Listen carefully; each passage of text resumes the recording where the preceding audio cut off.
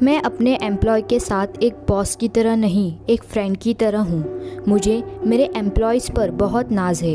ऐसे ही मेरे कंपनी में एक एम्प्लॉय जिसका नाम रेबेका है, वो बहुत मेहनती, एक भी शिकायत का मौका ना देना, बहुत ही अच्छी एम्प्लॉय है।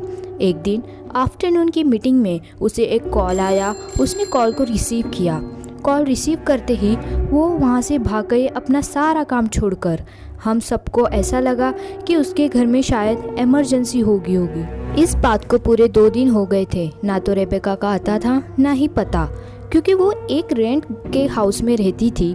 तो हमने डिसाइड किया कि हम उसके रेंट ओनर से उसका पता लेकर उसे मिलने जाएंगे, हैज़ एन कंसर्न, उसका हालचाल पूछने। तो फिर हम निकल पड़े। रेंट ओनर से उसका पता लिया और हम चले गए। जैसे ही हम उसके घर के मेन डोर पे आए तो हमें उसके एक पड़ोसी में से एक बुज़ुर्ग अंकल आए। उन्होंने कहा, कौन चाहिए? तो हमने कहा, हम रेबेका से मिलने आए हैं, वो हमारे कंपनी में काम करती है। और ये बात कर ही रहे थे कि वो बुज़ुर्ग अंकल बहुत ज़ोर ज़ोर से हंसने लगे। तो मैंने सोचा शायद इनकी तबीयत ख़राब हो गई हो, दिमाग हिल गया है। फिर उन्होंने जो कहा वो सुनकर हमारी पैरों तले ज़मीन खिसक गई। हम उन पे विश्वास ही नहीं कर पा रहे थे। उन्होंने कहा कि बेटा, रेबेका को मरे 6 साल हो चुके हैं। ये कहते हुए वो अजीब तरीके से हंसते हंसते हुए चले गए। हम सब एक दूसरे का मुंह देखने लगे। एंड देन हमने घर के अंदर जाने का डिसाइड किया। जैसे वो अंकल का बिहेवियर था, हम उन पे विश्वास नहीं कर पा रहे थे। हम जैसे ही डोर को नॉक करने के लिए हाथ आगे बढ़ाए, डोर ऑटोमेटिक खुल गया और हम अंदर गए।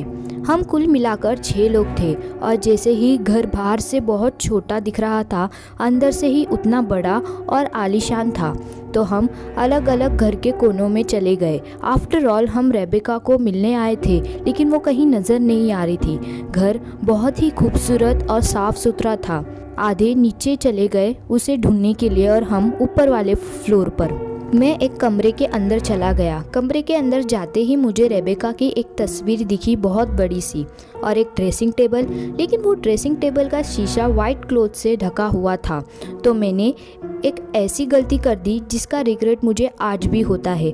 मैंने जैसे ही ढका हुआ कपड़ा को हटाया, कुछ ऐसा हुआ जिससे हमारी सबकी ज़िंदगी बदल गई। कुछ ऐसा जिसके वजह से कुछ ऐसा जिसका हम सोच भी नहीं सकते थे। दोस्तों, इसका सेकंड पार्ट जल्द से जल्द आने वाला है। अगर ये वीडियो आपको कैसा लगा तो कमेंट में ज़रूर बताना और सब्सक्राइब करना ना भूलना और लाइक का बटन ज़रूर दबा देना। ऐसी ढेर सारी किस्से कहानी हमारे पास है।